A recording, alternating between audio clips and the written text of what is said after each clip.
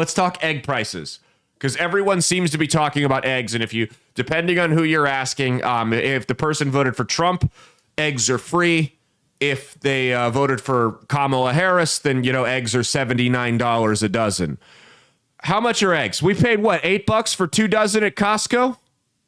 We got to give Costco what do those $8 2 dozen eggs get? $4 a dozen. That's right. They get the big boom, baby.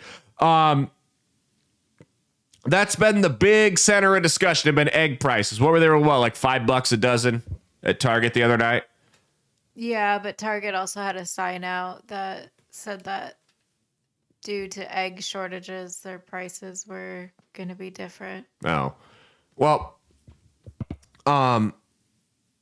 as in they're going to go up. Mm-hmm. Oh, well, Costco's just cheaper because we're elitists because we have the membership. But no, I mean, here's the thing. I don't know where some of you guys are buying. What are you laughing at? No, I don't know where some of you guys are buying your eggs from. Because I'm seeing ridiculous numbers that I know are not true. So if you're really paying $17 for a dozen eggs, which I saw some idiot on Facebook claim the other day, you need to go back and get your money back because you got ripped off. Here's the context to this, though. Are prices going up? Yes, they are. But why?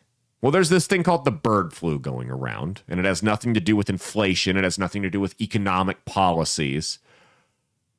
But it does have something to do with the fact that a couple of days after the election, the Biden administration's Department of Agriculture ordered 100 million chickens to be killed and have their eggs banned from harvesting to, quote unquote, contain the bird flu. Now, you can believe this one of two ways. You can believe that they actually had altruistic intentions and they just wanted to prevent the bird flu from spreading, or we can look at recent history and other actions the Biden administration took, like continuing to escalate the war in Ukraine right before they left office, and say, maybe this was sabotage.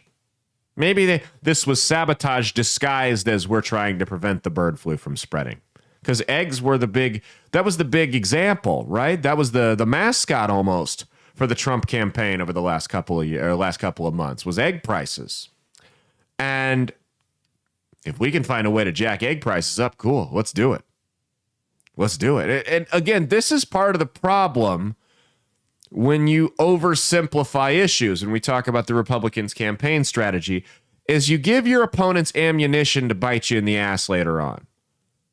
Were grocery prices absurdly high? Absolutely. Were the Biden administration's policies partially to blame for those high prices? Absolutely. But when you oversimplify it and tell people things like you're going to lower the prices in your first day in office, and then we're a month in, and everyone's like, okay, eggs are up. And the average person who's not an idiot with their head shoved up their ass understands the situation and what's going on. But you just give your opponents unnecessary ammunition that you could have avoided and just said, hey, had you just said, hey, this situation sucks. Here's why it is the way it is. Here's how I'm going to fix it. But you oversimplified the issue and just told everyone, remember how cheap it was when I was in charge? Day one, we'll have it back down. Day one, we'll have it back down. Day one, we'll have a peace deal initiated in Ukraine. When you set unrealistic goals like that, it's very easy to criticize. It's very easy to leave yourself open to criticism. On the bright side, on the other side, though, with how expensive eggs are now, like if a kid eggs your house, you know you deserve that shit. Like he just threw like 89 cents at your window. Like, you know, you fucked up if a kid throws an egg at your house. You had that shit. You must have done something real bad to have that shit come in there. You know what I mean? That's like toilet paper. That was the other one. The things we used to vandalize people's houses with during COVID. Nowhere to be found. Maybe that's the issue. Maybe there's the kids are just. That's what we need. This country was a whole lot better off when kids vandalized their enemies' homes, and you don't see that anymore. They just spread rumors about each other on social media and spurg out on TikTok about it. It makes me sick. Let's go to the next segment here.